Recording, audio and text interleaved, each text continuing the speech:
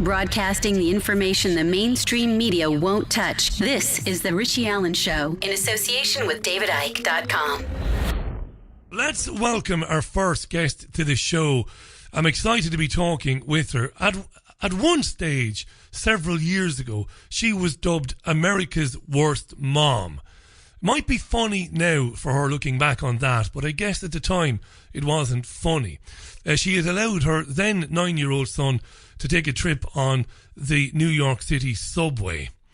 Now, her website, which we're going to tweet out for you so you can find out more about her. Many of you know about her because you've been tweeting me today to say you're glad she's on, is freerangekids.com. That's freerangekids.com. It's a fascinating article in the press, which made the press here over the weekend, about New York families who homeschool being harassed by social services in that area. Now, we're not going to talk about that specifically. We're going to talk about state encroachment on parenting and state encroachment into the family home. So our first guest wrote the best-selling book Free Range Kids. She's a regular speaker on parenting issues on US national media, and I'm delighted to welcome her to this programme. It's Lenore Skenazy. Lenore, welcome. How are you? Well, thank you. I'm so excited to be here, not the least of which because I think your accent is so great. So, hi. I'm glad you can understand it, Lenore. I'm glad you can understand it. Listen, thanks for saying that. And I'm delighted to be talking to you. And I wasn't being glib when I said, you're a very funny woman. I've been looking at some of the videos you've done on YouTube. You are pretty hilarious. The subject is really important. I think you reach people through the humour. But when I said in the introduction, it can't have been fun to get that sort of national attention that you got at the time, it probably wasn't. I mean, what are your memories of that now? World's Worst Mom. World's Worst Mom. Well, first of all, it's always good to be Googleable, right? And if you Google America's Worst Mom, I'm there for 77 pages. So I feel like, okay, my obit is going to make the time. So I'm happy about that. At the time, mostly I was just dumbfounded. I mean, I'm a New York City newspaper columnist, so all I do is grind out columns. And then to find one that people actually cared about was like amazing. The fact that I'd let my son ride the subway alone just made me seem like this horrible person. So the great thing about our era is that you can, get a blog on WordPress for $19 and you can say your side of the story. So I started my Free Range Kids blog the weekend after I'd been on 4 major television shows defending my decision because I wanted to explain my side, which is that I love safety. I love helmets and mouth guards and seat belts and, car seats, you name it. I just don't think that kids need a security detail like Trump. Well, that's not even going to Trump. Like, let's say Obama, every time they leave the house. And that turned out to be controversial. And I've been delighted to be fighting about it ever since because I don't think it's controversial that kids should be allowed some free time and to be able to walk to school and play outside. And if the government says that I can't let my kids do that, I'm glad to have that fight. What did it say about society, that initial massive backlash and condemnation of you? What did that say about us and about government and about local authorities? Oh, God. At the time, I didn't realize it said anything about government. I was just thinking about normal, everyday people being too afraid to send their kids outside. And as a reporter, I'm pretty good at research. And so I knew that we were living here in New York City in the safest times in 50 years. I mean, our crime rate is at a 50-year low. So it didn't make sense to me that everybody was so afraid. But what I realized as the years went by and people started writing to me, not only that, it was odd that I had let my son out, but that they let their kids out and faced a backlash. I didn't realize that this was happening. And I think it's been happening even more in the 9 years since I started Free Range Kids, that when people see a kid outside, it's like seeing a lemur, like what's this thing doing on the street? There was a bobcat recently in Washington, D.C., a real bobcat, not an allegorical bobcat. And people were going crazy and there was no, because it is unusual to see a bobcat, but it shouldn't be unusual to see a child outside. But it was so unusual that people were calling 911, which is our emergency number. I don't know if you have the same number. And then the cops would come.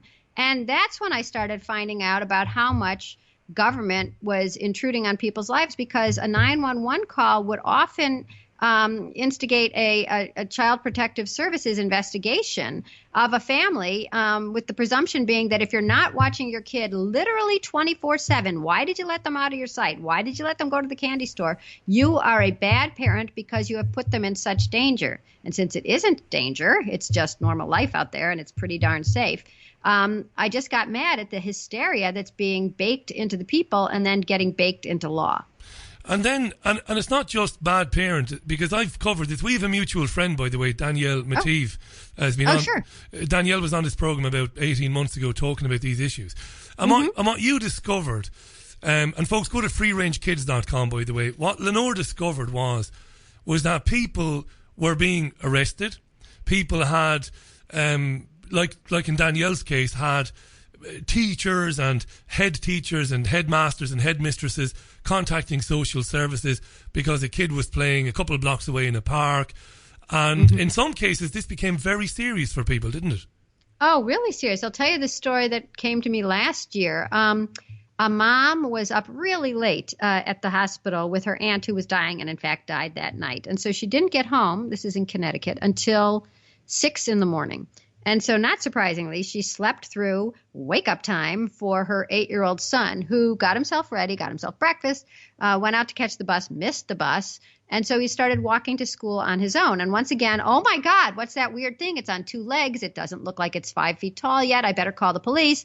Somebody calls the police to say they see a child walking on the street to school, not through, not across the streets, not crazy in the street, just walking at all outside without anybody with him.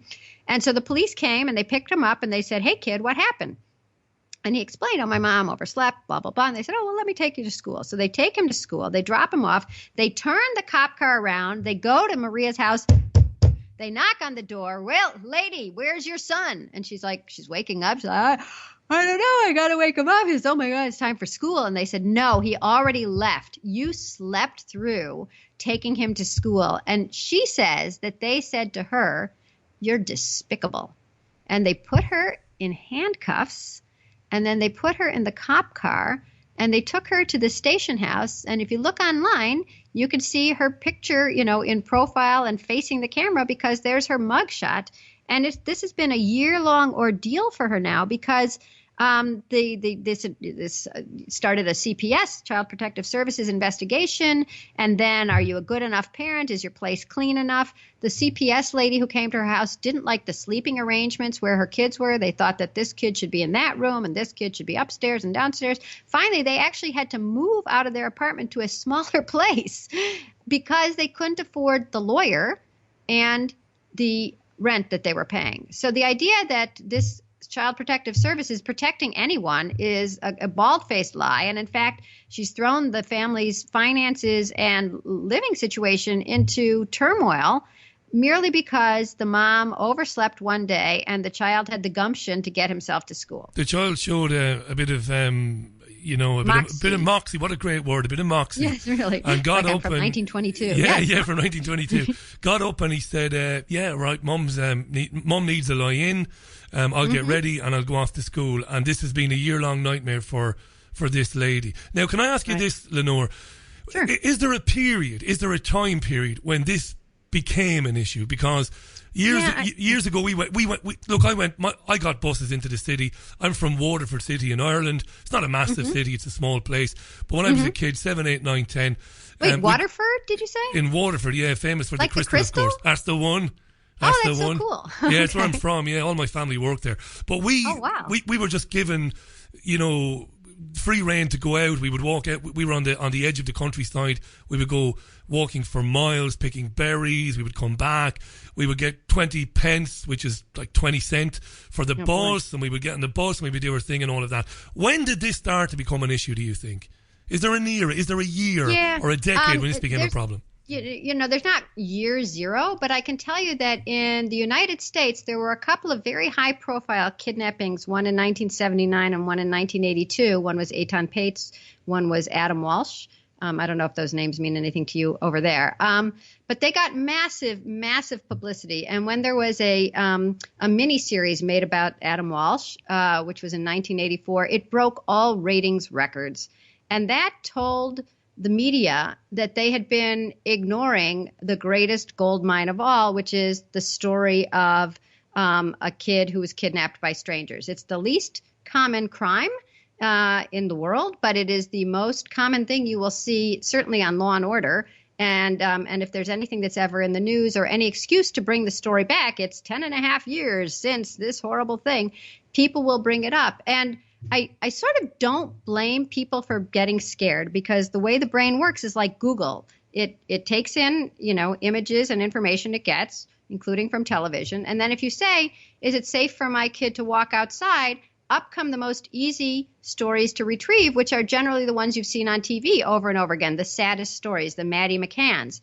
And because normally when you ask your brain a question, the answers that come to the very top of the search are the most relevant, you think that also when you're asking, is it safe outside? It's like, it's not safe. What about Maddie McCann? And so the people became, sort of hysterical, because it's very hard to keep your mind focused on statistics and rationality and real actual risk when you're afraid for your kids. And then this just sort of had this, endless spiral effect of like, because we're so afraid, then we kept getting fed more stories because, of course, we had watched them, and then we got more afraid. And then it started just seeping down into law. If you really believe that the minute children hop on their bike and leave Waterford, they're all going to be murdered and raped and murdered, then you don't let them go. And so then it starts seeming irresponsible to let them go. And then people start demanding, well, why are you letting children go outside? There ought to be a law. And then pretty soon,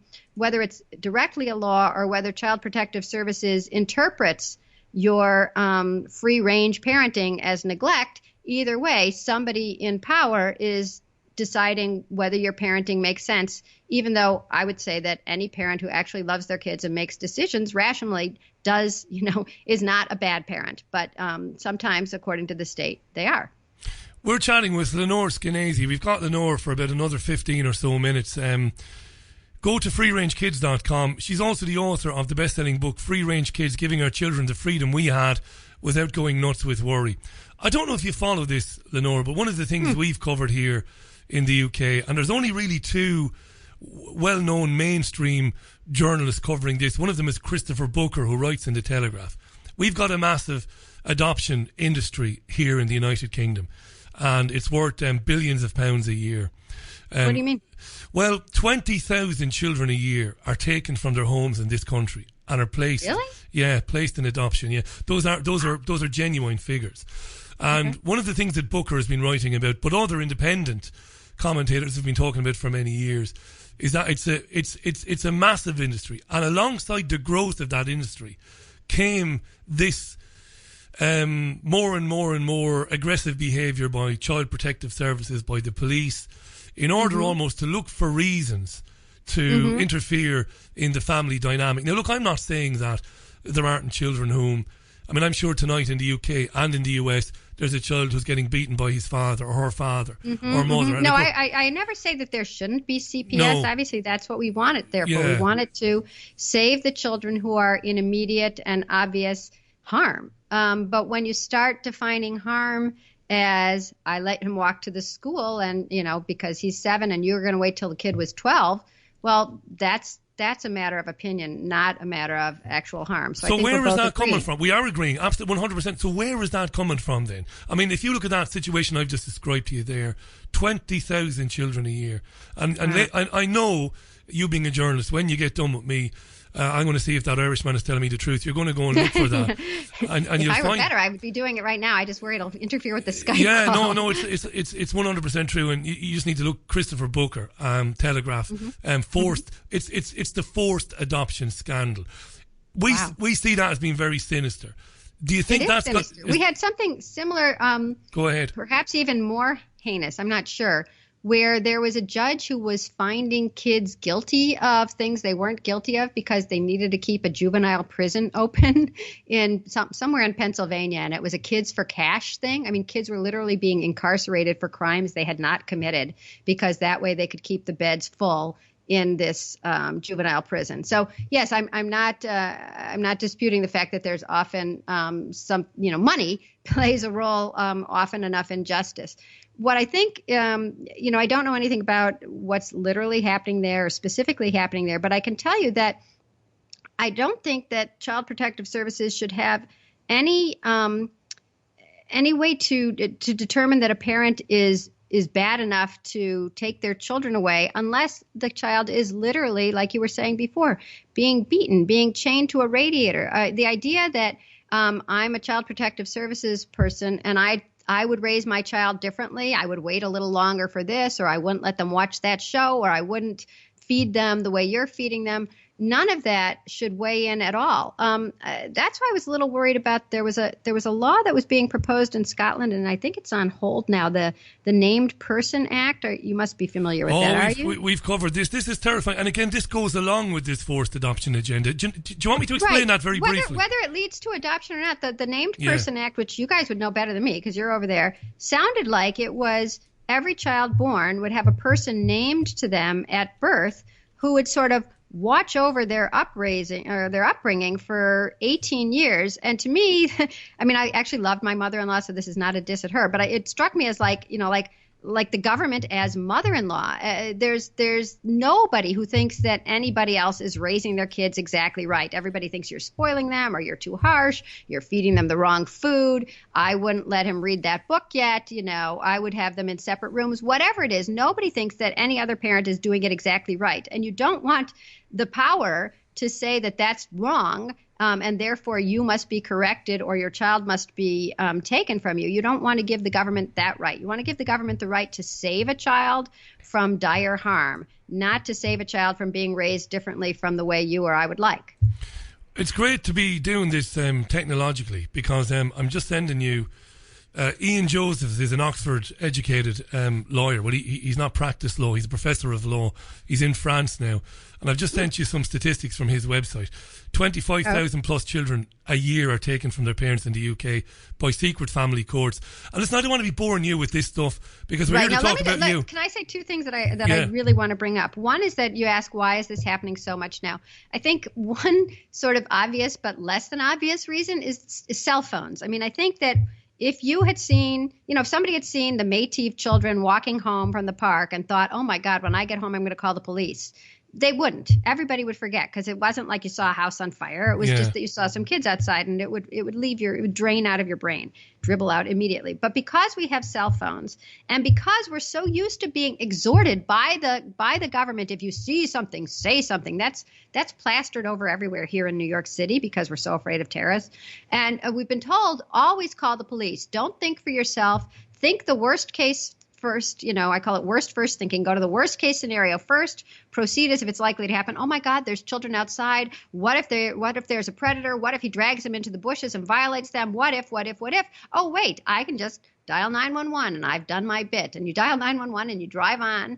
And so you haven't been a decent citizen because you haven't made sure that the children really are fine. And yet you've handed over these kids to the state to do with, to overreact at will. So I think 911 or the ability, between cell phones and the 911 number has just made us all these deputized worrywarts who hand over kids to the state. And the other thing I wanted to talk about really briefly, because I know we don't have that much time, is people do this all the time in America now when they see a child waiting in a car. Your kid could be 6 years old, playing on an iPad, looking through the window at her mother who's in the pizza place, getting the pizza right then and there, and people will call 911 to say, there's a child in a car, I'm so worried.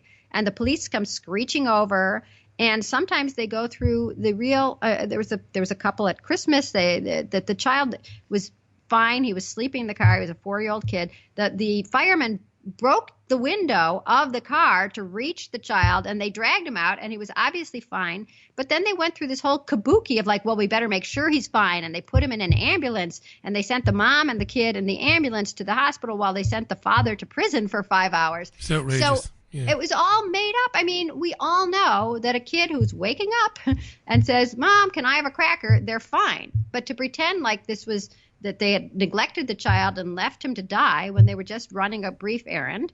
And when they woke the kid was fine. And to pretend to proceed as if this is a crime is that's when I start thinking about all the money that's involved. Well, they had already called the police, and they called the ambulance, and then the emergency room gets paid, and then there's the social workers who came to check out the house several times. The mother has to take parenting classes now. There's somebody else. So I don't know if it's deliberate and well organized, but it does seem like there's an entire industry that is set up to catch parents who aren't doing anything terribly bad. This is fascinating stuff. What about, I mean, we believe, when I say we believe, my tiny you mean team. you? I should say me, shouldn't I, really? Yeah, but Richie. Richie, yeah, but my editor and my webmaster would agree with me. Mm-hmm. Well, there you go. So there is the three of us. We feel I worked in newspapers. We said if there's three, it's a trend. It's a trend. Yeah. I should say that. Yeah, the trend is saying, but it's not really. It's just the three of us. We believe there's something more sinister going on here. That this is a kind of a form of totalitarianism. This is a form of the state saying that we're going to take responsibility for raising your children, and we're going to raise your children the way we feel your children should be raised. And if you're not doing what we think you should be doing, well, we're going to come looking for you. And I want to just give you another story just to shock you. Shock away. A child was vaccinated without the consent of its mother recently here in the UK. This is covered by the Daily Mail and a number of newspapers. There's uproar over this. A judge ruled, I mean, this is extraordinary stuff, this, Lenore. A judge ruled that the child not having the vaccination would maybe be harmful to the child in the long run. Therefore, the child was going to have the vaccination. The mother didn't agree with it. Now, this is not about whether vaccines are good or bad or indifferent, whatever. But I would say that if Lenore Skenazy says to me, I do or I don't want to vaccinate my child, me as Richie Allen as your neighbour, that's none of my bloody business. You're the mother of your children. It's got nothing to do with me. It certainly shouldn't have anything to do with the state. And I'm reading all the time about mandatory and vaccines being mandated in America. And I don't want to go down all that road because it might be controversial. Don't go down the road because vaccines are such a case unto themselves. Go down the road of, am I allowed to let my kid wait in the car for 5 minutes if I think it's safe and if statistically it's extremely safe? But somebody in the Justice Department says, I wouldn't do that. You can't let your kid wait in the car even 30 seconds. I mean, people here have been brainwashed that waiting in the car somehow equals death. It's like somehow because the car isn't moving, the child is in complete danger. So how can we? I mean, that to me strikes me as a very similar circumstance, which is that somebody else has decided for me what is best for my child, even though I know that I don't want to drag my kid through the snow, through the parking lot, into the pharmacy to get the aspirin. I think it's safer for the kid to wait in the car. Shouldn't it be my decision? I love my kid more. I know my kid better. I know me better. And, if I leave the kid there for 5 hours, okay, arrest me. But I'm not going to forget the kid in the car for 5 hours if I'm simply going to get the aspirin. So how come that becomes, in 19 states, we have 50 states, 19 states, there are laws against letting your kid wait in the car even for a brief moment. Because, you see, there was a time when the policeman or woman called to the scene would have written a ticket to the complainant and said, you time waster, you idiot, what are you doing wasting police time? I can see the child is fine, her mother's just over there. But this is why I think it's sinister, you see. I think that does seem sinister, and it does seem like we are, like I keep saying, we're living the safest times in human history according to Steven Pinker at Harvard, but we're certainly at 50-year crime low here, and we're acting as if we're in the middle of World War III. And maybe when you have this many cops and this many people in social services with this little crime, you have to start, elevating minor crimes into felonies, because otherwise there's nothing for anyone with a uniform to do. When I've been looking today at various media appearances you've done, and you're remarkably funny and witty, and you talk about it now with such verve. Yeah, I talk with verve. Yeah, you do. Yeah. But at the same time, you must be, I don't want to use the word terrified, but you must be absolutely, you must be concerned beyond, I can't find a better word than concerned. I don't want to use the word terrified at the way this is going. Where does this stop? That's why, why am I talking to you? Why do I write a blog? Yeah. Because I'm on fire with these issues and some other ones. I hate hysteria, and I can't stand when it becomes codified into law. Terrible things happen when you take hysteria, hate, fear, and turn them into weapons that you can use against ordinary people and throw them, take away their children or throw them into jail or even harass them. And I like giving everybody the benefit of the doubt. And when you have laws that say that, we're all going to be questioning everyone else's parenting 24/7, there's no reason to do that. And so it gets me up in the morning. It gets me blogging. I have like 1,000 blog posts I haven't posted yet because I start thinking about this one. Oh, I got to deal with this. Oh, but there's this thing that's breaking news and this one is really annoying. So I'm just happy to be able to spread the word. I don't think before I started my blog that everybody was as aware of how easy it is for the government to get involved in decent parents' lives. Now, we've had dozens of tweets on this. You won't be surprised, as you and I've been talking. So let me read them, and then I'm going to give you the last word on it. Daniel tweets, when I was a kid, me and my mates went any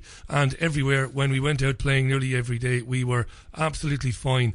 That's from Daniel. Hubertus says, this is very Irish, this. As a child, I was kicked out of the house about 9:30 a.m. Right. Played by the river, up the mountain, in quarries. We were in mines. We helped on farms. I was free, says Hubertus, right? There's quite a few of these. Fluffles tweets, no wonder the parents don't mind the kids sitting on the computer at home using the Xbox and the PlayStation to keep them safe. It's the lesser of two evils. Now, there's a brilliant comment in there. Because a lot, people like you, people like me, I don't have a child yet. I hope to have children in the future, Lenore. I don't want my child watching TV glued to a cell phone, glued to a tablet. I want them out doing stuff, enjoying nature and doing stuff like that. Well, so here's one of my latest pushes is to try to get this law passed, and please pass it in England or the British Isles, wherever you are.